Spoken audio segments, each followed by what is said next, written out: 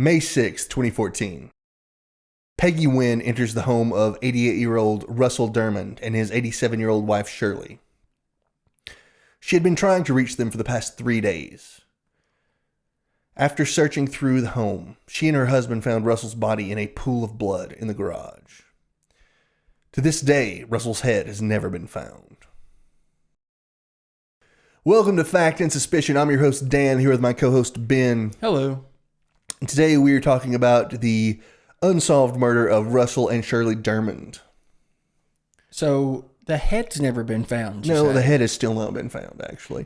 But let's get into that. Let's talk about Russell and Shirley. You have my attention. We'll get to the head. Well, I mean, we'll never find it. We'll get to it. So Russell was 88. His wife was 87. Okay. They lived on Lake Oconee in Putnam County, Georgia. This is a little ways east of Atlanta. Uh-huh. Now, they were originally from New Jersey, but they moved to Atlanta, and then Russell bought Hardee's franchises, and he eventually owned 19 Hardee's restaurants around Atlanta. Oh, so they must have made good money. Yeah, quite a bit of money on that. Now, in 1998, he sold them to his sons so he could retire. And they were still, somewhat wealthy, but they were frugal in their living, Right. But their home was a multi-million-dollar home, right? But they had nice things, but they still lived frugally. They didn't show their wealth off, right? Right. Now, as I said, we're going to May 6, 2014. Peggy goes into their house because on May 3rd, Peggy was having a party for the Kentucky Derby. Okay. And Russell and Shirley were supposed to come over. But they never came over. So Peggy and her husband go over to their house on the 6th after Peggy's been trying to call them. And they go in the house. They look around the house. They can't find anything. Finally, they go in the garage, and there's this big pool of blood, and there's Russell's body without a head. Oh, you're right. Now, I mean, at the time, they didn't know it was Russell, actually, because he didn't have a head, but they assumed it was Russell, right? They never saw Peggy anywhere, so they called the police, but the police didn't find Peggy's body either in there. Was it located?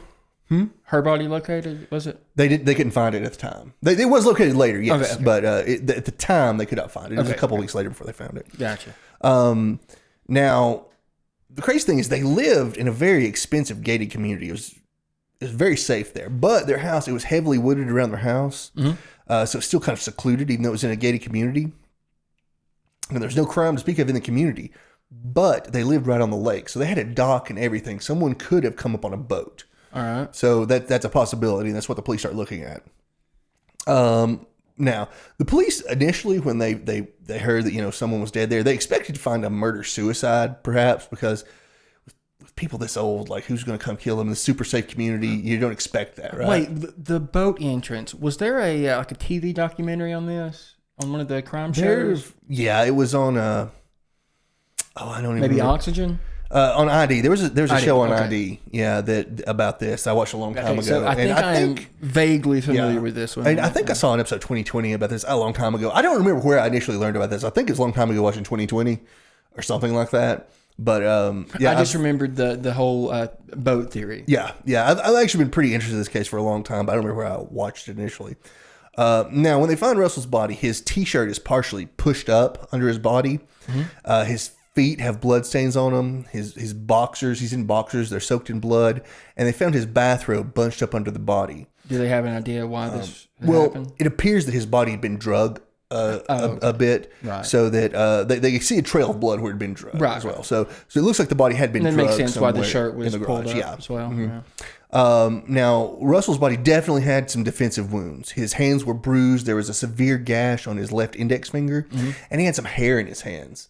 So he clearly fought. He clearly fought back. The head was cut off. It seemed to be in a clean cut. So they expect that they had to use a very sharp knife or some sort, possibly a machete. I don't want to get too graphic, but that can't be a simple business, cutting someone's head off. No. I think they seem to have come prepared to cut his head off. And again, there was lots of blood on the garage floor, and there are actually some towels pushed up against the bottom of the garage door to keep blood from seeping out. So it looks like they didn't want anyone to recognize this. They were trying to buy time before anyone saw this. So was this some sort of crime of like absolute rage, or was taking the head just a way to buy more time so they wouldn't be able to ID them? I think that's something They probably did it in their home, so surely Yeah. they didn't think. I think we should probably get into that more toward the end about like when we talk about the theories of what happened. Though I think the taking of the head was probably more to do with protecting the killer than it was trying to take revenge or something. Okay. But there are definitely different possibilities for this. All right. Like I said, they wanted to keep the blood from running out of the garage door, so they put the towels there. Okay. Also, there's no sign of forced entry in the house. Nothing in the house even seems to be out of place. When the police took their kids through the house, they couldn't find anything that seemed to be missing. There was cash in the house. Peggy had her purses still in the house with cash in them.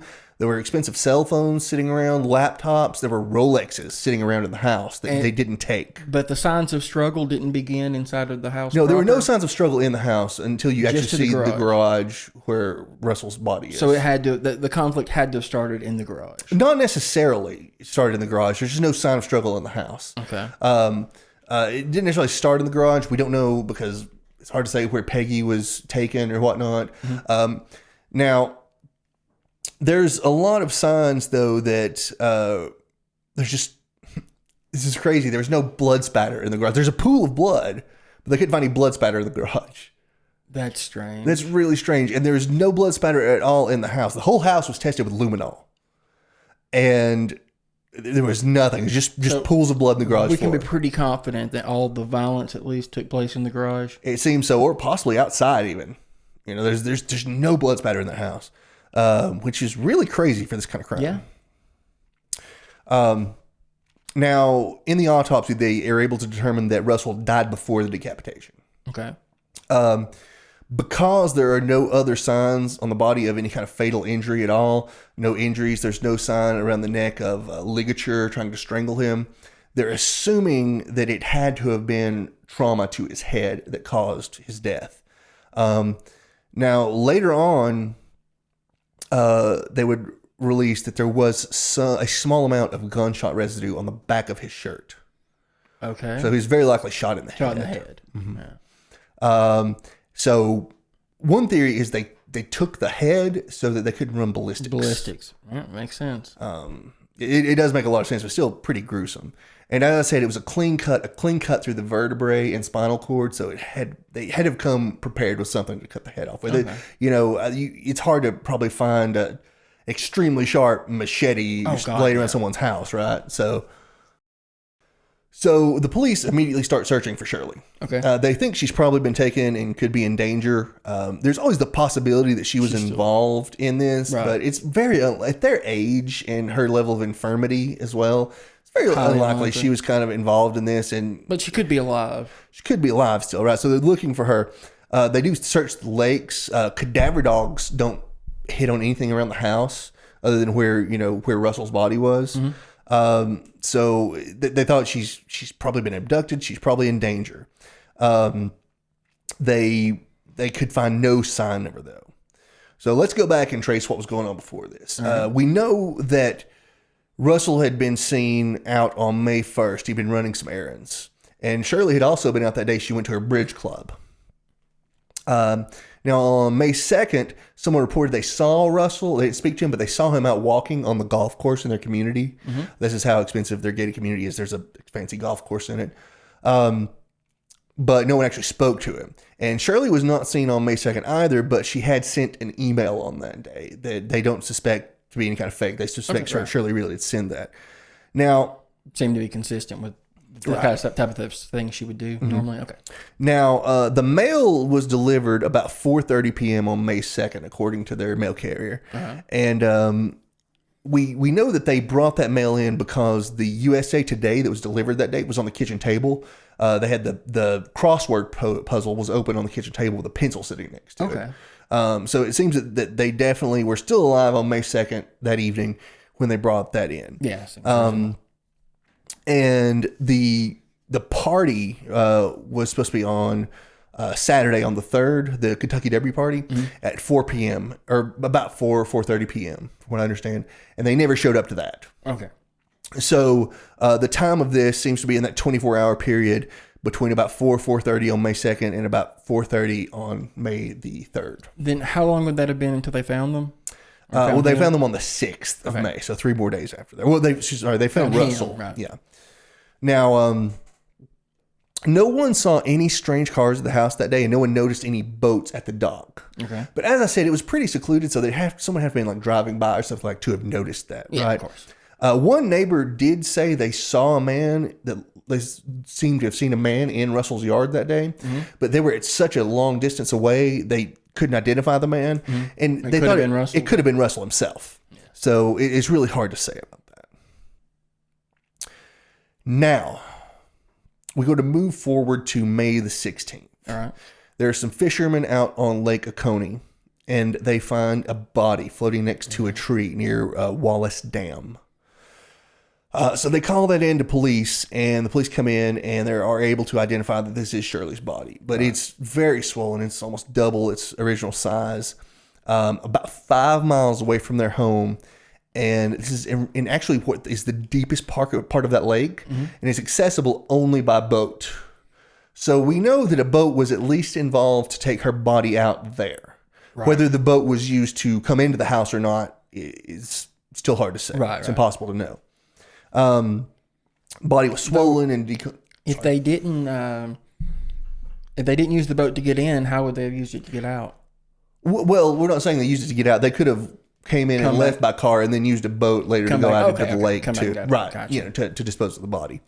Though I still think it's probably most likely they came in on a boat to keep it protected. Because we'll get into this in a minute. But who would lead that and come back to the crime scene? Yeah, exactly. Right. It seems like a horrific risk. Yeah. Now, again, the body was swollen. Decomposition had set in pretty seriously. There were 2 concrete blocks tied to her ankles. And the cause of death they were able to determine was blunt trauma to the head. She was already dead when the blocks were tied to her ankles. They could tell by the way the ligatures were tied and how her body reacted to that. Right. Now, here's the strange thing about that, is that we're looking at something where someone really knows what they're doing so far about cutting the head off to avoid ballistics. No blood spatter, very little evidence in the house, if any. But someone who knew about these things would know that those blocks that were tied around her legs would not be enough weight to keep a body under the surface of the water once the gases start to build up. So that's sort of a contradiction there. Though I do think, maybe they didn't care if the body stayed submerged. They just wanted to buy some time. Though, let's be honest, it doesn't exactly take a criminal genius to determine that they're going to have trouble doing ballistics without the bullet or where it went in, right? That's a good point. Though they seem to have done a pretty good job of cutting the head off. Yeah, that's true. So, at any rate, like I said, they did an autopsy, but they weren't really able to find much evidence on her body because it had been decomposing for so long. Okay. They weren't even able to really determine a time of death or the day that she died because it had been out there in the water for so long. Are they assuming that it was the same day he died? Very likely the same day that he died, but it's not a foregone conclusion. Right, okay. As I said, there was very, very little evidence. The sheriff has said sort of cryptically that he did find some forensic evidence in the house, but he's kept that close to his chest about what it was. I do kind of wonder if it might not have been the hair that was in Russell's hands, but we don't know that for sure. The sheriff, maybe the DNA of an unknown person? Possibly. We just don't know. If they were able to do DNA testing on it, I'm sure they haven't been able to match it to anyone. Yeah. And I keep wondering nowadays if it's going to come out that they found the DNA in one of those ancestry databases online. Right. But I haven't heard anything about it. That's how they caught that. What was it? The Golden State Killer? Yeah, I think it was Golden State they caught that way. Yeah. There's definitely some civil liberty concerns there. Yeah, well, but it's how they caught him. It worked. Like I said, I'll keep wanting to know if they'll find some DNA for this. Right. It may not have. We don't know whose hair it was. We don't know. Now, the sheriff really did a lot of work on this case. It's not one of those where the law enforcement just kind of lax about it or anything. The sheriff questioned hundreds of people. He went over the whole family with a fine-tooth comb. He went through everyone's cell phone records. He went and checked the security cameras. There's a guard shack going into this gated community. He went to check the security cameras there, but the week before there had been a storm and lightning knocked out the security cameras. So there wasn't any footage. That was convenient. Yeah. Does that imply that it could have been someone who was aware of that? Could have been, but again, someone could have just come in, on a boat and it didn't matter. Didn't matter, right? Yeah. Now, the security guards were supposed to keep track of everyone that came in and out. Now, anyone that lived there had a pass on their car. They could come in and out. Right. Any guests that came in, the security guards had to make a phone call to the person they were visiting to make sure they were allowed to come in. Right.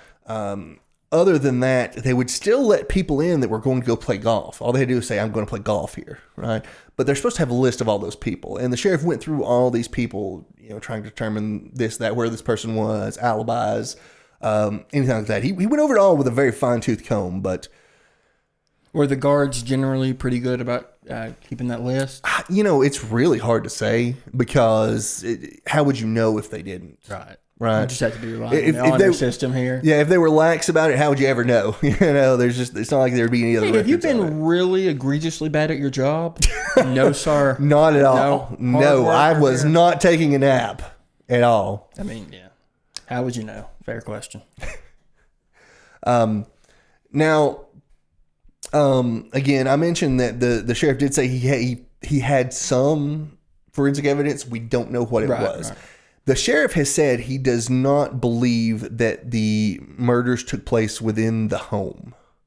I don't know if that includes the garage.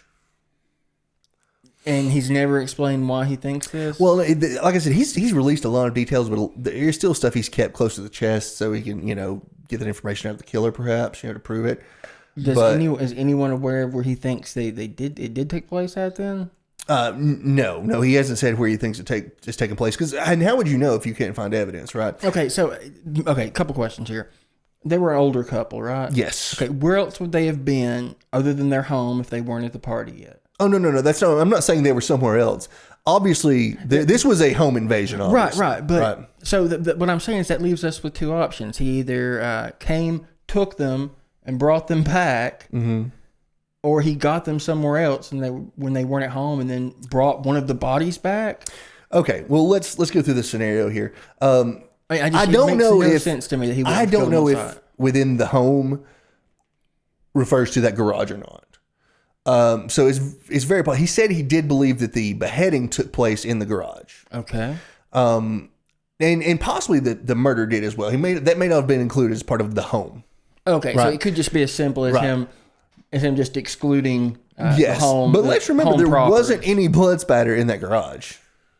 That's fair. And he was very likely shot in the head, right? So maybe I'd say maybe it was just a quick bludgeoning, but surely that would leave some blood. No, I highly doubt it was a bludgeoning. With that gunshot residue on the back of his shirt, I think it had to have been a shot. I feel like that it's possible that the gunshot could have caused less spatter than the bludgeoning. If that was a possibility as well, right? I guess it's possible. Beyond the gunshot residue, if someone's bludgeoning the head, you're going to have some cast off pattern, right? You'd think that would hit the walls, cars, or something like that. With a gunshot, I guess it's possible that it could have mostly gone on the ground there on the floor, and that could be covered up by that pooling blood. Okay, so here's a question: can we assume from the decapitation that the bullet never left the skull? Right, yeah, it's very likely that the bullet never left the skull. And if it did, then he probably wasn't in that garage because there was no markings anywhere with the bullet. Because it seems to me that if the bullet went clean through, some blood had to have sprayed out of that exit wound. Mm-hmm. I don't I'm not trying to get too graphic, but this is a weird case. Again, I suppose that he could have been shot out in the yard, or even out if they came in a boat. They could have been shot out on the lake. Right. And they brought the body back in. We don't know that. Now, I would probably lean more towards Shirley having been murdered on the boat and then disposed of out there. Mm-hmm. Because, like I said, there's no blood cast off anywhere. And she was bludgeoned, right? It looked like with a hammer. So you would think there'd be some kind of of blood somewhere if she was murdered in the home there. Yeah. But that's part of why this case is so mysterious. There's just a lack of evidence. As I said, there's probably some stuff that the sheriff's holding back, but we just don't know anything. Now, I've never found any reports, though, of any of the neighbors reporting hearing a gunshot. Right. Yeah, I meant to ask about that a little bit ago. Right. Nothing? No. I mean, they didn't hear anything that could have been, like, maybe you could mistake for a gunshot? I found no reports of it. Now, if it was reported to the sheriff, that's something that I've never found in any articles anywhere. But I don't think there was. I think we would have heard about it if there was. How close was the closest home? I'm really not sure. It was quite a ways away. Like I said, their neighbor was able to see someone in the yard, but it's still quite a ways away. There's a lot of wooded area around it, so it's pretty secluded. I suppose I don't know. I suppose it's possible if the trees were thick enough, it could have muffled the gunshot sound. But I live in the middle of quite a few trees, and I hear my neighbors shooting all the time. Yeah. If you can see them. Yeah, you would think so. And you would think to make out that there's a human there, you could hear a gun. And gunshots really carry over water very well. Were most of the residents of this area older people? No, not necessarily. There were a lot of older retired people like there. Retirement homes. I was thinking maybe just, as you age, your hearing gets worse. Maybe that had something to do with it. I don't know. It makes me wonder. I've often wondered if they could have possibly, whatever they shot them with, they were using a suppressor on it. But that would really mean that these people knew what they were doing. It's not easy to get suppressors for handguns. It is very, very difficult. And most of them aren't great. No, they certainly does not work like you've seen in a James Bond movie. No. Nothing it's a slightly less horrific explosion. But it would help. It would help. At any rate. But yeah, like so many people think you can just go buy a silencer for a gun. No. Those things are highly controlled. Because if you want a suppressor for a handgun, odds are you want to do something bad with it. Maybe not. I don't know. Maybe you just like shooting bottles in the yard without having a lot of noise. At any rate, though, we never heard of a gunshot anywhere. So it's really strange. I suppose it's possible that he was bludgeoned in the head, but that gunshot residue. And he's not known to be like a sports shooter or anything like that. I was just about to ask, did he shoot guns? Is it possible he got there some other way? I believe they owned some guns, but it wasn't like he wasn't like a big sports shooter or anything. So yeah, the only thing I could think of is if it was pretty common to hear people out shooting in their yard in this community, but in a nice gated community like this, wealthy like that, probably not. These people are not like our neighbors. No. Like if our neighbors hit the lottery, you would hear shooting nonstop, probably. Oh God, yeah. Now, the theories about there are a few theories about what could have happened here. Do they involve any specific people? Well, yes, there are. Well, as far as specific goes, there are some theories about their children because their children are really the only ones that stand to benefit from their deaths. Okay. But for one, the family seems pretty close knit. It seems like if one of the kids was in need for money, they probably would have helped them out with it if they could. Were there any black sheeps among the children? Any that were not anything I can come across. The kids also, they never turned on each other. No one ever pointed fingers. They're all very close knit family. Also, you got to consider they are 88 and 87. Mm-hmm. I mean, really, how much longer would they have had to wait for their inheritance? I'm not trying to be, cold about this or anything, like but a decade each past the average lifespan of a person. So, I mean, how much longer they've really lasted anyway, so you don't think their kids would have done anything like that. It seems unlikely to me. Yeah. Now, also, if that had been the case, why would the kids have hidden their mom's body? Because wouldn't you think they'd want it to wrap up so they could get the will read and everything? Yeah, definitely. So why would you hide a body? You wouldn't want to do anything that would delay the wealth transfer. That would delay it, right? Now, a lot of people online have thrown around like a professional hit, maybe a mob hit of some sort. They were originally from New Jersey. Maybe the mob was after them, right? I highly doubt it was the mob. I mean, why? What could they were in their late 80s, right? What could these people have done to get on organized crimes radar? Yeah, exactly. Now, It could have been. It could have been a professional hit from someone. I guess they could have cut some mob boss off at the Golden Corral, but I mean, well, regardless of mafia, I mean, they could have had some kind of enemies that had money and hired someone to come kill them. But it seems unlikely. I'll be honest. He got the last Kentucky Fried Steak. It just seems like a pretty weak reason for a murder. Yeah, and again, like no one around town had anything bad to say about them. They really doubted they had any, enemies. No mortal enemies. Yeah. So yeah, I mean and also the decapitation. That's what some people think that points to the mafia or a professional hit, like trying to send a message to someone that, like maybe one of the kids was in trouble with money and they killed the parents to get to him. But right. I just don't know. I really feel like the removing of the head was to prevent ballistics more than it was to send some kind of message, right? Especially because the head's never been found. Yeah, right. Like if you're going to send a message, the head would be easily locatable. They'll probably find that somewhere later, maybe in their bed. I don't know that ever really happened. I just think about the horse head. So yeah, those don't seem to make sense. Now, someone trying to go rob them and make money off of it doesn't make sense either because there was cash left there in the house. Mm-hmm. Also, like I said, Rolexes, jewelry, laptops, expensive stuff laying around the house they didn't take. But now what the sheriff seems to think is that it was somehow about money. Maybe it was extortion. They were trying to extort them for money and it went wrong somehow. So when you look at it this way, like maybe they're trying to, get money out of Russell or threatening his wife or whatever. But it seems like Russell seemed to have fought back, right? So if they have Russell, they've got a gun on him, but he starts fighting them. He's got wounds all over him. He was a World War II vet too, so he's not gonna. Honestly, when you're a war vet and you're like you probably only have a couple years left anyway, that's probably not someone you want to piss off. Because why not try to take you out on the way? He was also right? like 88, though. Yeah. Well, yeah, but he obviously fought back. Yeah. You know what I'm saying? Like, I'm just saying, you don't expect this person to fight back, but they probably will, because what have they got? What's he got to lose, right? Yeah. Like, 3-4 years. I'm not trying to be like cold or insensitive to it, but that could have been his thought process. He did fight back, so maybe they had to shoot him because he was fighting back, and it just all fell apart at that point. So they had to abandon it, kill the wife, and dispose of her body. This seems better planned than that, though. Well, I think maybe it was well planned until that didn't go very well. Maybe not. I mean, it's just there's so many questions about this. Wouldn't you almost have to have come there with the goal of murdering them?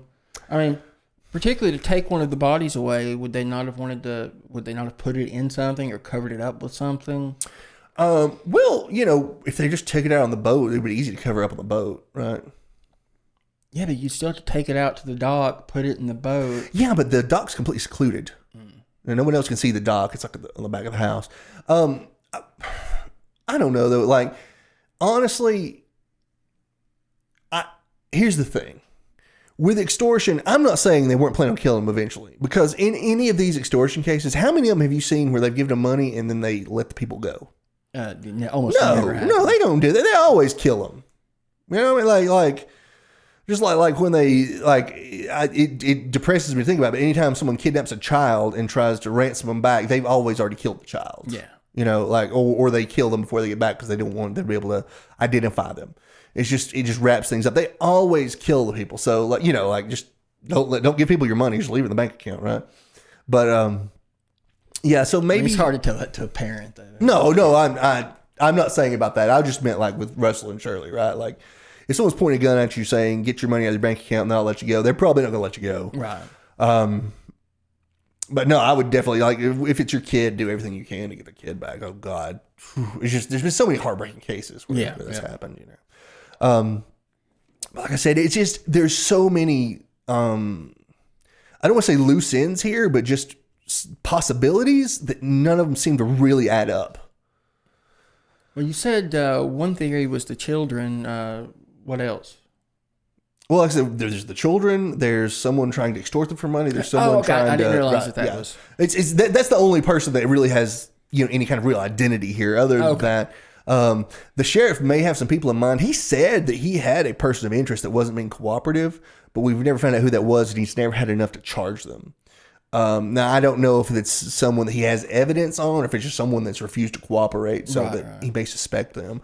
But this is still it's a cold case, but it's still an open case. This is still being looked into these days. But I've always found it to be a very interesting case. But I don't know that it'll ever be solved.